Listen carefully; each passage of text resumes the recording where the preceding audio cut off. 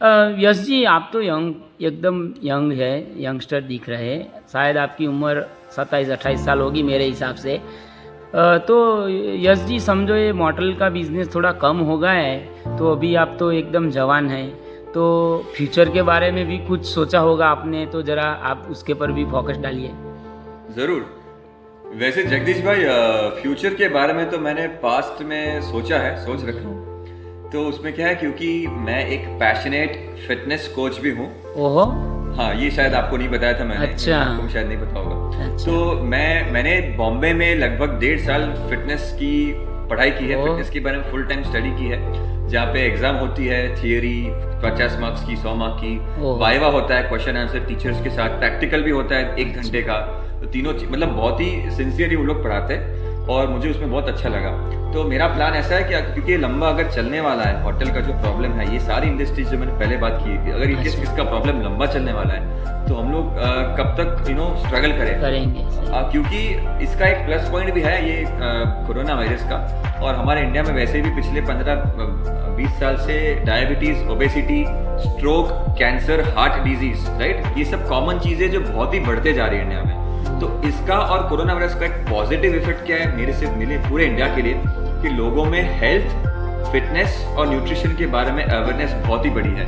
इसके कारण लोग बाहर जाके वर्कआउट करते हैं, जिम्स में, गार्डन पार्क में, घर पे योगा क्लास ज्वाइन करते, डांस जुम्बा कर लेते, I mean, कुछ ना कुछ करते।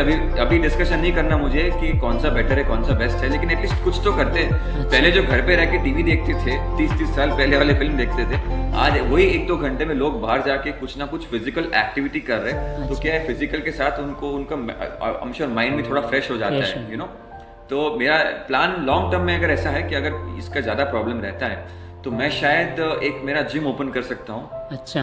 गांधीनगर सिटी में। अब मैंने कहा, क्योंकि मैंने इसमें काफ़ी पढ़ाई की है फिटनेस में, तो जिम ओपन करूँगा तो आई एम श्योर मैं उसको बहुत ही अच्छे से, बहुत ही अप्रोप्रिएट और ऑथेंटिक तरीके से रन कर सकता हूँ। ऑथेंटिक मतलब क्या है कि साइंटिफिकली, टेक्निकली सही तरीके से।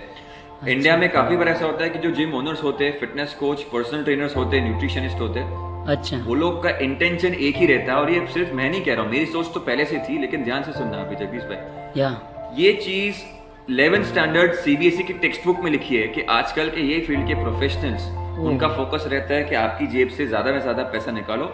सर्विस की किसी को नहीं पड़ी है, मैं तो सोच ही रहा हूँ पहले से, लेकिन मैंने स्कूल की टेक्स्ट बुक में भी पढ़ा। तो मेरे को और भी बात सही लगी, चलो ये भी सोच रहे, मैं भी ऐसा सोच रहा हूँ। तो मेरा प्लान अगेन बिजनेस का तो है ही, लेकिन ये है कि मैं एक ऐसी क्वालिटी चीज लोगों को दूं, लोगों की आंखें खोलूं। फिटनेस के बारे में काफी सारे लोगों के रॉन्ग कंसेप्ट्स होते हैं, जिसको बोलते हैं सुपरस्टिशन या मिथ।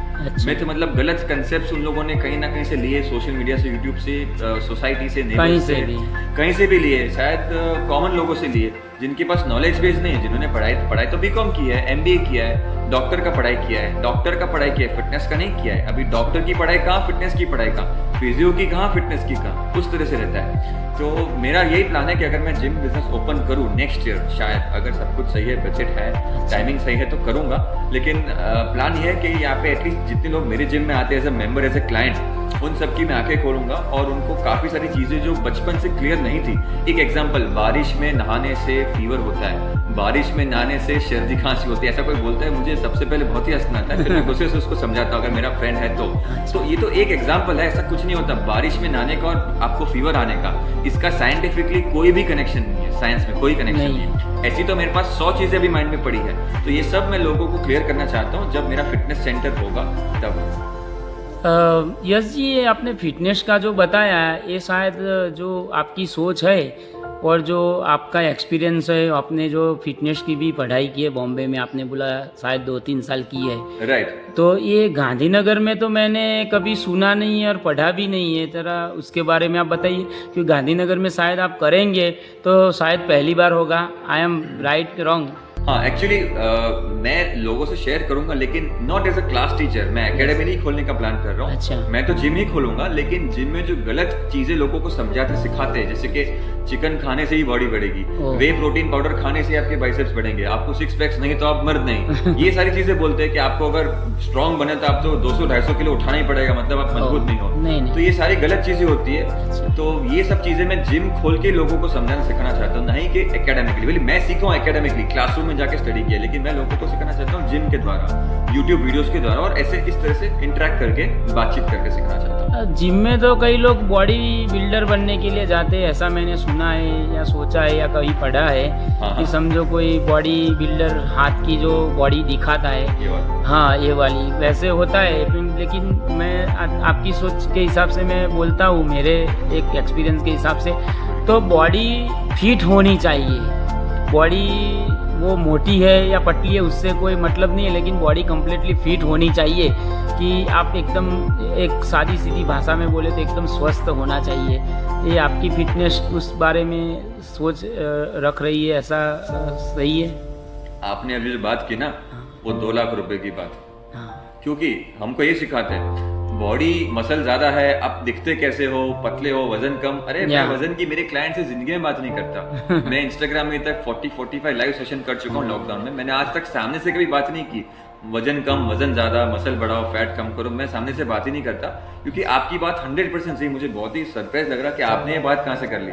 मैं 1.5 साल पढ़ाई करके समझाऊं, सीखा हूँ, ऑब्जर्व किया है, फील किया है कि बॉडी में एक ही चीज जरूरी है, परफॉर्मेंस। मतलब कि वर्क कैपेसिटी, आपकी लैंग्वेज में काम करने की क्षमता। काम मतलब कैसे हो सकते हैं कि आप मार्केट में जा रहे हो, आपको अकेले जा रहे हो, आपको दोनों हाथ में 10-10 किलो का कुछ सामान पकड़ना है, आपकी गाड़ी बहुत ही दूर है, आपका घर आधा किलोमीटर दूर है। क्या आप थके बिना हंसते हंसते आराम से म्यूजिक सुनते सुनते आप कर सकते हो? अगर कर सकते हो तो यस, आपका बॉडी में वर्क कैपेसिटी है। अगर आपको बस पकड़ने के लिए 500 मीटर की रनिंग करनी पड़ती है एकदम स्पीड से, आप बस में चढ़ने के बाद भी टिकट वाला दम निकलता है उस टाइप से। एग्जैक्टली। अगर आप अच्छे से बस में पहुंचने या ट्रेन में पहुंचने के बाद भी आप थकते ज्यादा नहीं हो, तो आपकी वर्क कैपेसिटी अच्छी है। उसी तरह से अगर आपके घर पे कुछ सामान शिफ्ट करना है, कबाड़, सोफा, कोई 2 व्हीलर किसी का पड़ा है, आपको बाइक पड़ा है, किसी कोई कौन सा भारी बाइक, पल्सर गिन लो, कोई भी, फॉर एग्जांपल करिश्मा है, वहां पे स्टीयरिंग लॉक है लेकिन साले ने बीच में रखा है, तो आप क्या करोगे? आपको उसको उठा के साइड में करना पड़ेगा। उसके लिए तो जान चाहिए ना, शक्ति चाहिए ना। अगर ये सब आप चीजें लाइफ की कर पाते हो, जो हम सबके लाइफ में आती है, तो आपकी बॉडी फिट है, आप फिट हो, आपको कोई मसल बढ़ाने की, फैट कम करने की मेरे हिसाब से जरूरत नहीं है। तो यश जी, मुझे तो इससे एक और भी क्वेश्चन मेरे माइंड में आ रहा है। पूछिए। क्योंकि मैंने बहुत सारे एक्सपीरियंस किए हैं, बहुत सारी जगह घुमा हूँ, बहुत लोगों को मिला हूँ, उसके हिसाब से आपसे बात हुई तो मुझे फिटनेस का इतना मालूम नहीं था, लेकिन आज मुझे कुछ ना कुछ मालूम पड़ा। तो मुझे भी लग रहा है कि वैसे एक ही वर्ड्स पे मैं जाऊँगा कि आपकी जो फिटनेस की बात है तो वो स्टेमिना की है। ये स्टेमिना ही होना चाहिए। आई एम राइट के रॉन्ग, जरा आप बताइए। आप वैसे राइट है, लेकिन थोड़ा मुझे ऐड करना पड़ेगा। स्टेमिना तो होना ही चाहिए, लेकिन स्टेमिना है, पैरों में जान नहीं है। स्टेमिना है, हमारे मसल्स में जान नहीं है, मसल्स है नहीं, मजबूती नहीं है। अच्छा। तो फिर अगेन कुछ लाइफ में सिचुएशन आ सकती है कि जहाँ पे आपका स्टेमिना सिर्फ जरूरत नहीं है। स्टेमिना के साथ आपको मसल्स में पावर चाहिए, मसल स्ट्रांग होने चाहिए, राइट। कभी कभी आपकी बॉडी में फ्लेक्सिबिलिटी होनी चाहिए। अगर आपको डांस करना पड़ा, आपकी बॉडी में फ्लेक्सिबिलिटी नहीं है, आप अच्छे से नहीं कर पाओगे। अगर किया तो शायद लचक आ जाएगी, कमर दर्द होगा, आप बैठ जाओगे, आप उस दिन डांस नहीं कर पाओगे, राइट। अभी स्टैम्पेड हुआ था कुछ सालों पहले बॉम्बे में। ऐसे काफी सिचुएशन आते हैं जहाँ पे हमें हमारी खुद की बॉडी को होल्ड करना पड़ता है, मतलब कि इस तरह से लटकना पड़ता है। मैं मस्ती मजाक जिम की बात नहीं कर रहा हूँ, लेकिन इमरजेंसी सिचुएशन कि ब्रिज पे, मानो एक बार बॉम्बे में हुआ था, आप सबने सुना होगा, वहाँ पे बहुत सारे लोग आ गए थे, भीड़ बारिश के कारण थी, कुछ लोग कूद गए थे, कुछ लोगों को नीचे ना दबाव कुचल के मर गए, सांस नहीं ले पा रहे थे, 3-3 लोग ऐसे थे। उस टाइम अगर मानो कि आपके हाथों में जो मसल्स होते, राइट, हम चर्बी की तो बात करते नहीं है, हड्डी आपकी स्ट्रांग है, आपके अगर मसल्स मजबूत है और आपका स्टेमिना, जैसे आपने कहा स्टेमिना मतलब ये, अगर ये तीनों चीज मजबूत है तो आप इस तरह से 5 मिनट, 6 मिनट, 7 मिनट लटक सकते हो। और मानो कि आप लटक गए, आपकी अगर फिटनेस है तो शायद आप मरोगे नहीं, आप जी जाओगे। तो काफी बार फिटनेस के 2 रिजल्ट होते हैं, फिटनेस होने नहीं होने के, लाइफ और डेथ। ये जरूरी नहीं कि सबकी लाइफ में आएगा, लेकिन अगर आपकी लाइफ में ऐसा कोई भी सीन, तो एक सीन था, कोई भी सिचुएशन आई और अगर आपकी फिटनेस के कारण आप जी गए, आप मर नहीं गए, तो इससे अच्छा कोई रीजन नहीं हो सकता लोगों को इंस्पायर करने का कि प्लीज फिटनेस स्टार्ट करो, योग स्टार्ट करो, दौड़ना स्टार्ट करो, स्विमिंग करो, स्ट्रेचिंग करो। ये सोच है परिवर्तन की, बस।